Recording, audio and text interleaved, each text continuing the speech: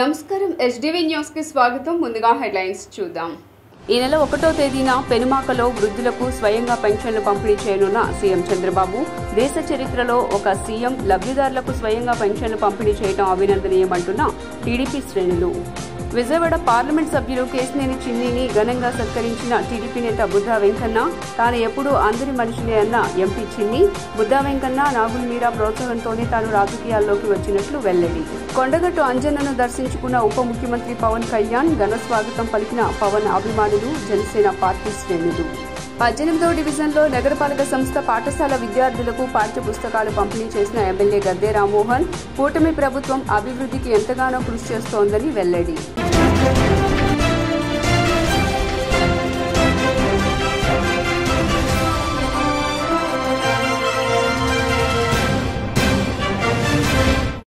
ఇక డీటెయిల్స్ చూస్తే AP CM Chandrababu Naidu స్వయంగా పెన్షన్లు పంపిణీ చేయనున్నారు.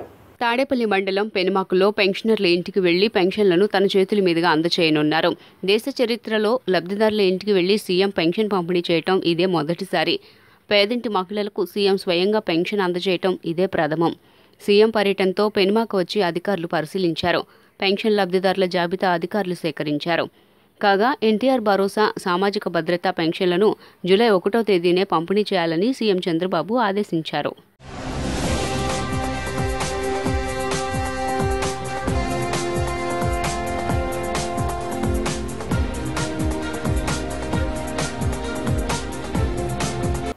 తాను ఎప్పుడూ అందరి మనిషిని అని కేశినేని శివనాథ్ అన్నారు. విజయవాడ ఎంపీ కేశినేని శివనాథ్ని టీడీపీ నాయకులు బుద్ధా వెంకన్న, నాగుల మీరా, చెన్నుపటి శ్రీనివాస్ ఘనంగా సన్మానించారు. ఈ సందర్భంగా ఎంపీ మాట్లాడుతూ భారీ విజయంతో తనపై బాధ్యత మరింత పెరిగిందన్నారు. శక్తివంచన లేకుండా అభివృద్ధి కోసం పనిచేస్తానని స్పష్టం చేశారు. ఉడతా భక్తిగా తన వంతు సేవా కార్యక్రమాలు చేస్తానని బుద్ధా వెంకన్న అన్నారు. టీడీపీ కోసం పనిచేసిన వారికి మంచి గుర్తింపు ఉంటుందన్నారు. బుద్ధా వెంకన్న మాట్లాడుతూ రాజకీయాల్లో పదవులు వస్తాయి పోతాయి కానీ కమిట్మెంట్ చాలా ముఖ్యమన్నారు. అటువంటి కమిట్మెంట్ ఉన్న నేత కేశినేని శివనాథ్ అని పేర్కొన్నారు. నన్ను మొదట ప్రోత్సహించింది వెంకన్న గారే. తప్పకుండా ఆ తర్వాత మీరా గారు, మీరిద్దరు ప్రోత్సాహంతోనే నేను రాజకీయాల్లోకి వచ్చాను. నిజంగా ముందు చెప్పినట్టుగా నాకు చంద్రబాబు నాయుడు గారు అంటే బాగా ఇష్టం. ఆ సమయంలో కేశినేని నాని గారు ఇచ్చే స్టేట్మెంట్లు చూసి నాకు చాలా విరక్తి ఉంది. అన్న నువ్వు ఒకరోజు పార్లమెంట్ సభ్యుడిగా రాదు అని నేనే అడిగాను వెంకన్న గారిని. నాకు అవ్వదు, నువ్వు నుంచోమని చెప్పినాక అప్పటికి కూడా నేను 2 నెలలు ఆయనకి చెప్పలేదు. 2 నెలల తర్వాత సరే వస్తానన్నా అని చెప్పి తిరుపతి గుడిలో అనుకుని వచ్చాను. వెంకన్న స్వామి గారి ఆశీస్సులతో, చంద్రబాబు నాయుడు గారి యొక్క ఆశీస్సులతో, అట్లాగే మిత్రులందరూ కలిసిన విజయం ఇది. అందరూ ఒకటి అనుకుంటూ ఉంటారు, ఏదో మా ఇద్దరికి ఏదో జరిగిపోయిందో ఏదో అనుకుని. ఏ కుటుంబంలో ఉన్నా చిన్న చిన్న స్పర్ధలు వస్తాయి. మనందరం కూడా ఎంతగానో అభిమానించి ప్రేమించేటటువంటి వ్యక్తి గౌరవ పార్లమెంట్ సభ్యులు కేశినేని చిన్ని గారికి మీ అందరికీ హృదయపూర్వక నమస్కారం. అనేక విషయాలు మాట్లాడారు పెద్దలందరూ. సమయం తక్కువగా ఉంది కాబట్టి నేను ఒక్క అంశాన్ని మాత్రమే ప్రస్తావిస్తాను. చిన్ని గారు పేదల కోసం చేసినటువంటి సేవా కార్యక్రమాలు, అన్నా క్యాంటీన్లు కానివ్వండి, మెడికల్ క్యాంపులు కానివ్వండి, ఇవన్నీ కూడా చూశారు. కానీ వాటన్నిటికీ మించి ఆయన చేసినటువంటి గొప్ప పని ఏంటంటే విజయవాడ పార్లమెంట్ పరిధిలో ఉన్నటువంటి తెలుగుదేశం పార్టీ కుటుంబ సభ్యులందరికీ కూడా ఒక ధైర్యాన్ని అండని ఇచ్చారు. గతంలో అదే హోదాలో ఇక్కడ 10 సంవత్సరాల పాటు కొనసాగినటువంటి వ్యక్తి ఏ రోజు నా కోసం ఒక సేవ చేయడానికి వచ్చినటువంటి వ్యక్తిగా గుర్తించి ఆ తర్వాత నారా చంద్రబాబు నాయుడు గారు బీఫారం ఇచ్చిన తర్వాత 7 నియోజకవర్గాల్లో కానీ విని ఎరగని రీతిలో ప్రజలు అండదండలు అందించారు. 2,80,000 మెజార్టీ వచ్చిందంటే చంద్రబాబు నాయుడు గారు ముఖ్యమంత్రి కావాలి అనేటువంటిది ఒక పట్టుంటే, మన కోసం ఏమీ లేకున్నప్పుడే మన కోసం సేవ చేసినటువంటి చిన్ని గారు రేపు ఎంపీ అయితే ఇంతకు 10 రెట్లు చేస్తాడనేటువంటి నమ్మకం ప్రజలకు ఉండబట్టి ఈ రోజు ఎంత మెజార్టీ ఇచ్చారు. చివరగా ఒక్క మాట చెప్పదలుచుకున్నాను, శ్రద్ధగా వినండి. పశ్చిమ నియోజకవర్గం అంటే ఎన్డీఏ కూటమి ప్రభుత్వం విద్యకు అధిక ప్రాధాన్యతనిస్తోందని తూర్పు ఎమ్మెల్యే గద్దె రామ్మోహన్ అన్నారు. విజయవాడ తూర్పు నియోజకవర్గం 18వ డివిజన్ తాడికొండ సుబ్బారావు స్కూల్లో విద్యార్థులకు శాసనసభ్యులు గద్దె రామ్మోహన్ చేతుల మీదుగా పుస్తకాల పంపిణీ కార్యక్రమం జరిగింది. ఈ సందర్భంగా విద్యార్థులకు ఎమ్మెల్యే స్కూల్ కిట్లను అందజేశారు.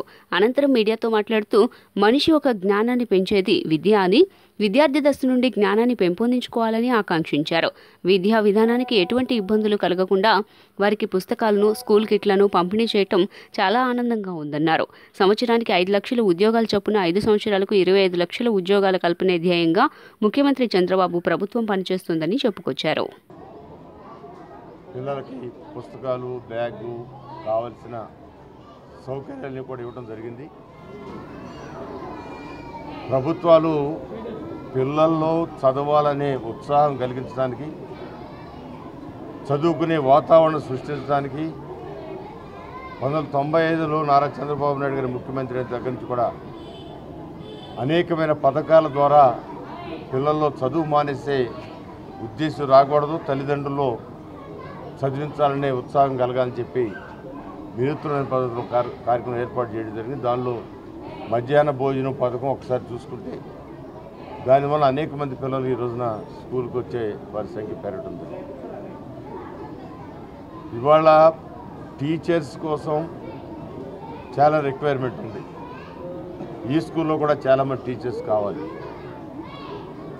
డిఎస్సి ప్రతి సంవత్సరం ఇస్తానని చెప్పి జగన్మోహన్ రెడ్డి గారు ఆయన ప్రభుత్వ కాలంలో అసలు ఇవ్వలేదు.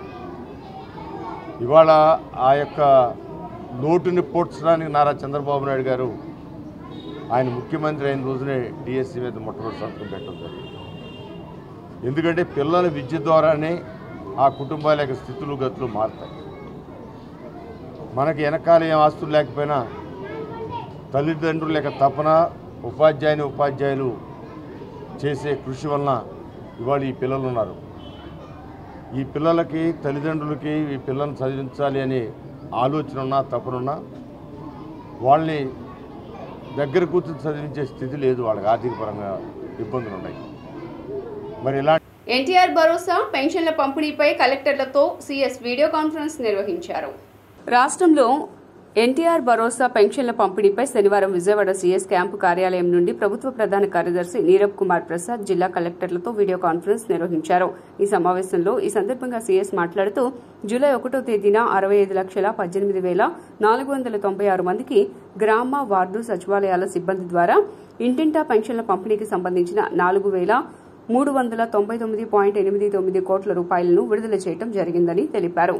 అదేవిధంగా పెన్షన్ల పంపిణీకి ఇతర పెన్షనీల సేవలను కూడా వినియోగించుకునేందుకు జిల్లా కలెక్టర్లు, ఎంపీడీఓ, మున్సిపల్ కమిషనర్లకు తగు ఆదేశాలు జారీ చేయాలని సీఎస్ నీరబ్ కుమార్ ప్రసాద్ ఆదేశించారు.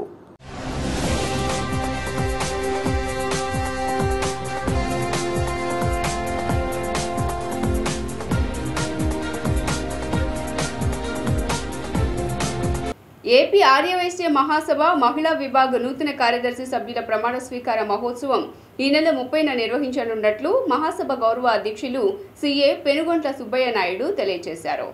నిమ్మతోట సెంటర్ సమీపంలోని ఆంధ్రప్రదేశ్ ఆర్యవైశ్య మహాసభ కార్యాలయంలో ఏర్పాటు చేసిన విలేకరుల సమావేశంలో ఆంధ్రప్రదేశ్ ఆర్యవైశ్య మహిళా విభాగ్ నూతన కార్యవర్గ సభ్యుల ప్రమాణ స్వీకారోత్సవ కార్యక్రమానికి సంబంధించిన పోస్టర్ను ఆవిష్కరించారు. అనంతరం విలేకరుల సమావేశంలో పెనుగొండ సుబ్బారాయుడు మాట్లాడుతూ మహిళా విభాగ్ నూతన అధ్యక్షురాలిగా కొప్పురావూరి రజనీ నియమితులయ్యారని, ఆమెతో పాటు నూతనంగా ఏర్పాటైన కార్యవర్గ సభ్యుల ప్రమాణ స్వీకారోత్సవ కార్యక్రమం ఈ నెల 30వ తేదీ ఆదివారం నాడు వెన్యూ ఫంక్షన్ హాల్లో ఘనంగా నిర్వహించనున్నట్లు తెలియజేశారు.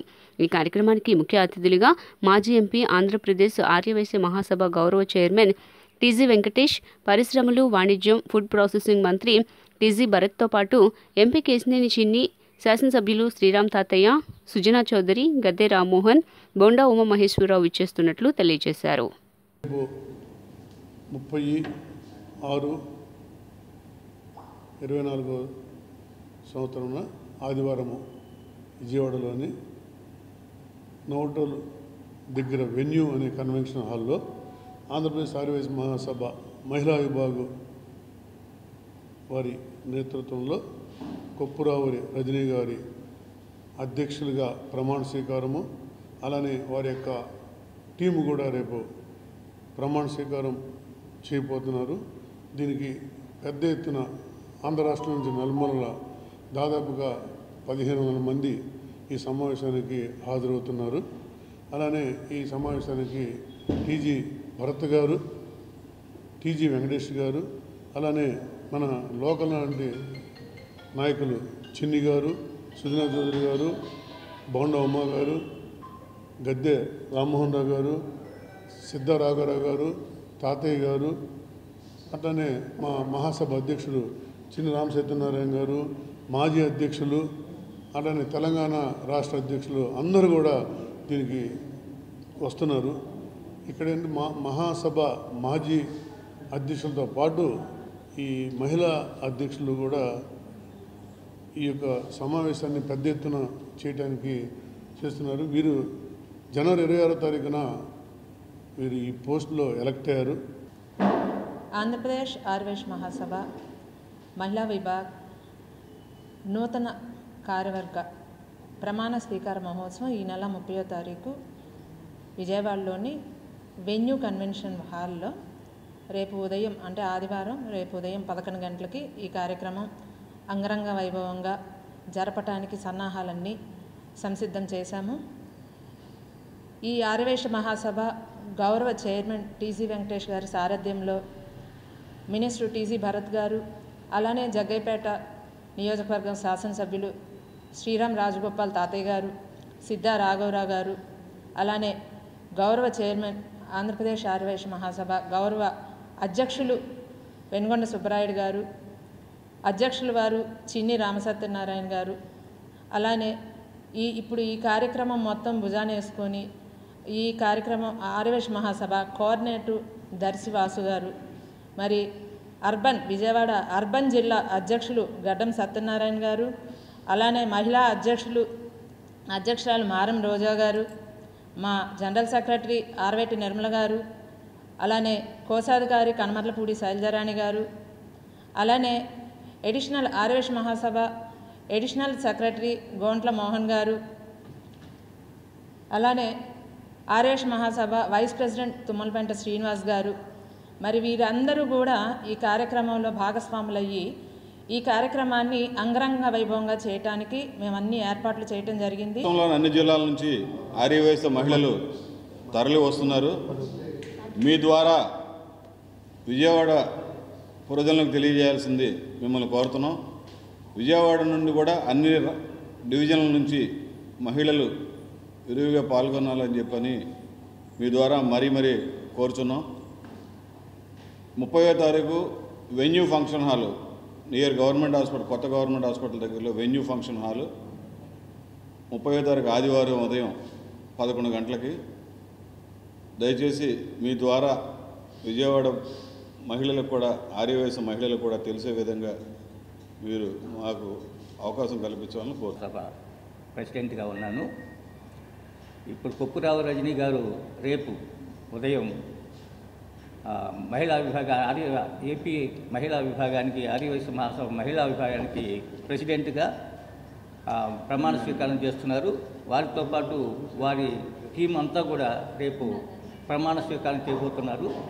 వీటి అన్నిటికీ మీరు చూపించే అందరూ ఈ ప్రజాప్రతినిధులు అందరినీ కూడా ఈ కార్యక్రమానికి ఇన్వైట్ చేయడం జరిగింది. కాబట్టి మీ ద్వారా అందరికీ ఈ విషయాన్ని తెలియపరిచి ఎక్కువ సంఖ్యలో ఈ కార్యక్రమాన్ని పాల్గొని జయప్రదం చేయాలనే ఉద్దేశంతో ఈ ప్రెస్ మీట్ పెట్టడం జరిగింది. కాబట్టి మీరు అందరికీ తెలియపరచాల్సిందిగా మేము కోరుతున్నాం. ఇది నిజంగా చాలా విజయవాడకి ఈ అర్బన్ జిల్లా ఆర్యవైశ్య మహిళా విభాగానికి అధ్యక్షురాలుగా కొప్పురావు రజనీ గారు ఎలక్ట్ అవడం మా అందరికీ చాలా గర్వకారణం. ముఖ్య ఉద్దేశము ఆర్యవైశ్య మహాసభ మహిళా విభాగం నూతన కార్యవర్గం సుజన వెన్యూ నందు జరుగుతుంది. ఈ విషయము అందరికీ తెలియాలని ఒక ముఖ్య ఉద్దేశంతోనే మీ ముందుకు వచ్చాము. కొప్పురావూరి రజనీ గారి ఆధ్వర్యంలో ఆవిడ అధ్యక్షురాలు మారం రోజారాణి. నేను అర్బన్ జిల్లా ఆర్యవైశ్య మహిళా విభాగ్ అంటే విజయవాడ సిటీకి ప్రెసిడెంట్ అండి మహిళా విభాగానికి. మరి రేపు విజయవాడలో జరగబోయే ఆంధ్రప్రదేశ్ మహాసభ మహిళా విభాగం ప్రమాణ స్వీకారం కార్యక్రమానికి మరి 30వ తారీఖు అని అనౌన్స్ చేసిన వెంటనే ఆంధ్రప్రదేశ్లో ఉన్న ప్రతి జిల్లా వాళ్ళు మహిళలందరూ కూడా మేడం మేము వస్తున్నాము, ఎప్పుడెప్పుడా అని ఎదురు చూస్తున్నాము, ఈ కార్యక్రమానికి పెద్ద ఎత్తున తరలి వస్తున్నాము, మహిళా శక్తి. మున్సిపల్ కమిషనర్ స్వప్నిల్ దినకర్ పుణ్కర్కి 59వ division corporator MD Shahina Sultana Hafeezullah వినతి పత్రాన్ని అందజేశారు. విజయవాడ సెంట్రల్ నియోజకవర్గం అజిత్ సింగ్ నగర్ పైపుల్ రోడ్ నుండి వాంబే కాలనీ వెళ్లే రోడ్డు మార్గంలో ముస్లిం శ్మశాన వాటిక అభివృద్ధి పనులను వెంటనే పూర్తి చేయాలని కోరుతూ 59వ division corporator MD Shahina Sultana Hafeezullah శనివారం మున్సిపల్ కమిషనర్ స్వప్నిల్ దినకర్ పుణ్కర్కి వినతి పత్రాన్ని అందజేశారు. గత వైసీపీ ప్రభుత్వ హయాంలో సుమారు 45 లక్షల రూపాయల అంచనా వ్యయంతో ముస్లిం శ్మశాన వాటిక అభివృద్ధి పనులు చేపట్టడం జరిగిందని, ప్రహరీ గోడ నిర్మాణంతో పాటు మెరక పనులు పూర్తయిన తరుణంలో ఎన్నికలు కూడా అమల్లోకి రావడంతో అంతర్గత రోడ్లు, పెయింటింగ్ పనులు నిలిచిపోయాయని వివరించారు.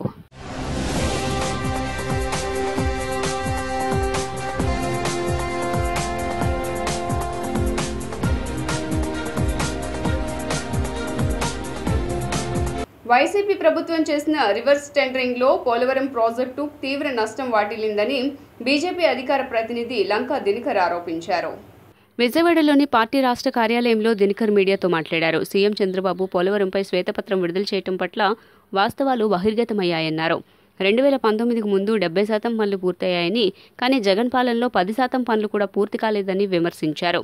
వైసీపీ ప్రభుత్వ అసమర్థత వల్ల diaphragm wall, revetment, earth cum, rock field dam దెబ్బతిని సుమారు 3,000 కోట్లకు పైగా నిధులు వృధా అయ్యాయని ఆయన మండిపడ్డారు. యుద్ధ ప్రాతిపదికన మరో 4 ఏళ్లు పనులు పూర్తి చేసి కానీ పోలవరం ప్రాజెక్టు పూర్తయ్యే అవకాశం లేదని దినకర్ స్పష్టం చేశారు. ముఖ్యమంత్రి నారా చంద్రబాబు నాయుడు గారు పోలవరం ప్రాజెక్టుకి సంబంధించి వాస్తవాల్ని బహిర్గతం చేయడానికి శ్వేతపత్రం విడుదల చేయడం జరిగింది. దానిలో అనేక అంశాలని వారు ఉటంకించడం జరిగింది.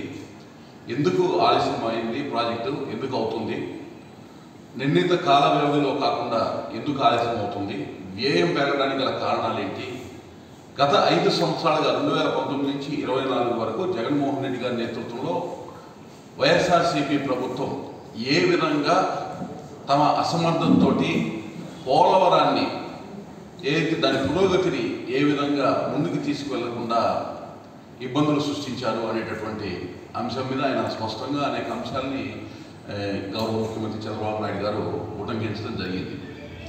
ముఖ్యంగా ప్రతి ఒక్కరికి తెలుసు, ఆంధ్రప్రదేశ్ జీవనాడి పోలవరం బహుళార్థ సాధక ప్రాజెక్టు.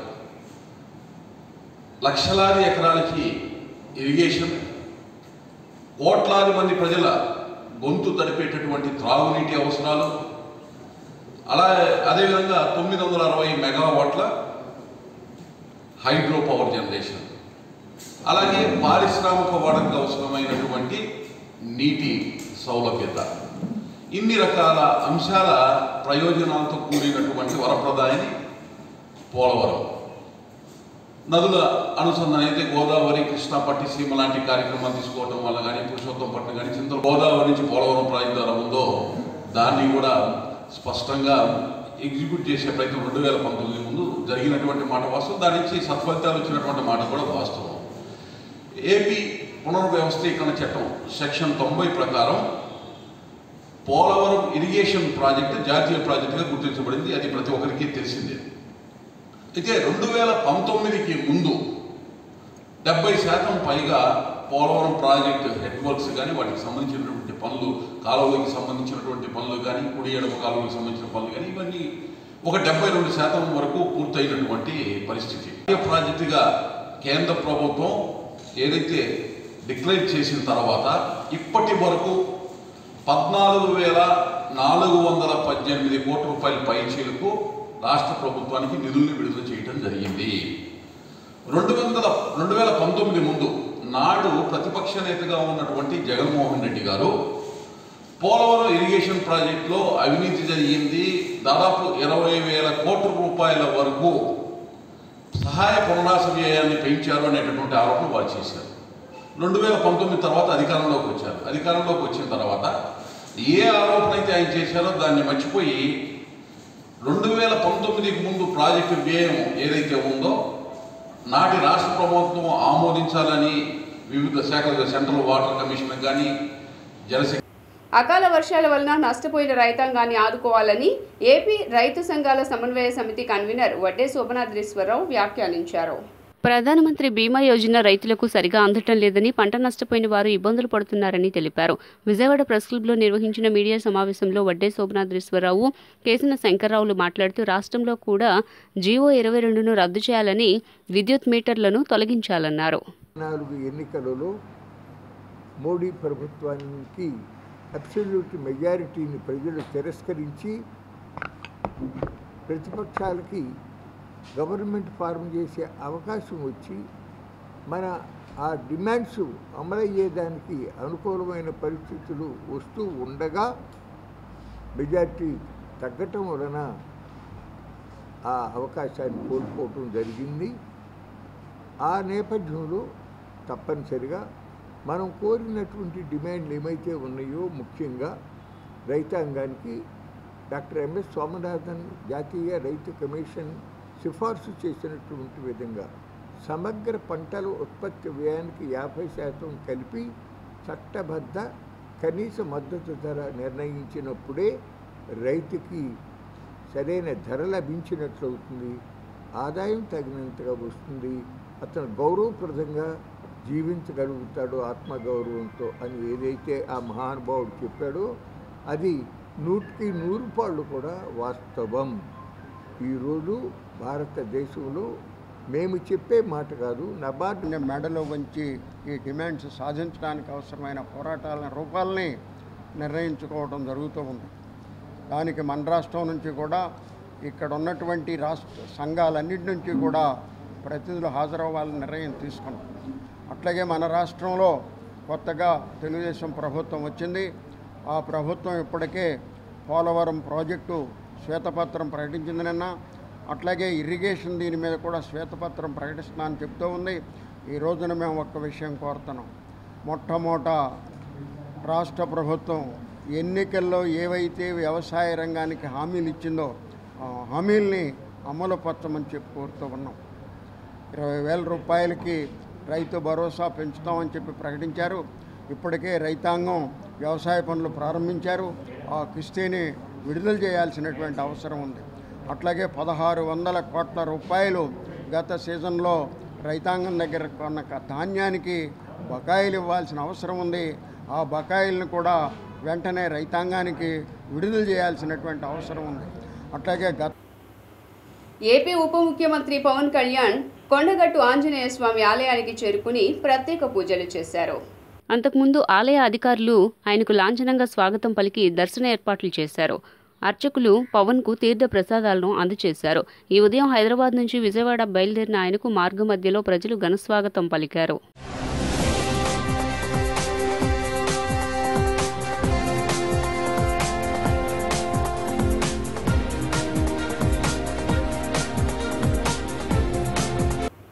అమరావతిలో చేపట్టనున్న ప్రభుత్వ కాంప్లెక్స్ భవనాలను నోటిఫై చేస్తూ సిఆర్డీఏ గెజిట్ జారీ చేసింది. మాస్టర్ ప్లాన్ ప్రకారం అమరావతిలో ప్రభుత్వ కాంప్లెక్స్ భవనాలు నిర్మించనున్నారు. ప్రభుత్వ కాంప్లెక్స్ ప్రారంభమైన 1575 ఎకరాల ప్రాంతాన్ని సిఆర్డీఏ నోటిఫై చేసింది. మాస్టర్ ప్లాన్లో భాగంగా జోనింగ్ నిబంధనల ప్రకారం నోటిఫై చేస్తున్నట్లు ప్రకటన జారీ చేసింది. రాయపూడి, నేలపాడు, లింగాయపాలెం, శాఖమూరు, కొండమరాజుపాలెం సరిహద్దుల్లో ఉన్న ప్రాంతాన్ని నోటిఫై చేసినట్లు సిఆర్డీఏ కమిషనర్ భాస్కర్ వెల్లడించారు.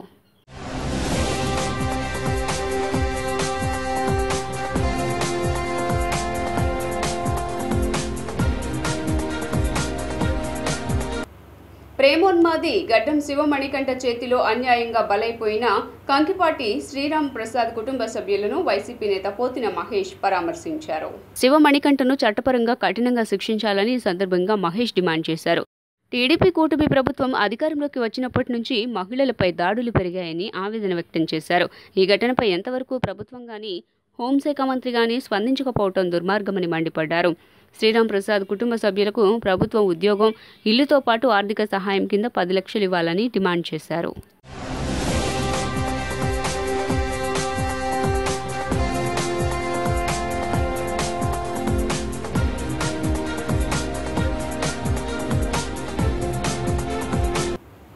వార్తలు ముగించే ముందు హెడ్లైన్స్ మరోసారి. ఈ నెల 1వ తేదీన పెనుమాకలో వృద్ధులకు స్వయంగా పెన్షన్లు పంపిణీ చేయనున్న సీఎం చంద్రబాబు దేశ చరిత్రలో ఒక సీఎం లబ్ధిదారులకు స్వయంగా పెన్షన్లు పంపిణీ చేయడం అభినందనీయమంటున్న టీడీపీ శ్రేణులు. విజయవాడ పార్లమెంట్ సభ్యులు కేశినేని చిన్నిని ఘనంగా సత్కరించిన టీడీపీ నేత బుద్ధా వెంకన్న తాను ఎప్పుడూ అందరి మనిషినే అన్న ఎంపీ చిన్ని బుద్ధా వెంకన్న నాగుల్ మీరా ప్రోత్సాహంతోనే తాను రాజకీయాల్లోకి వచ్చినట్లు వెల్లడి. కొండగట్టు అంజన్నను దర్శించుకున్న ఉప ముఖ్యమంత్రి పవన్ కళ్యాణ్ ఘన స్వాగతం పలికిన పవన్ అభిమానులు జనసేన పార్టీ శ్రేణులు. 18వ డివిజన్లో నగరపాలక సంస్థ పాఠశాల విద్యార్థులకు పాఠ్య పుస్తకాలు పంపిణీ చేసిన ఎమ్మెల్యే గద్దె రామ్మోహన్ కూటమి ప్రభుత్వం అభివృద్ధికి ఎంతగానో కృషి చేస్తోందని వెల్లడి.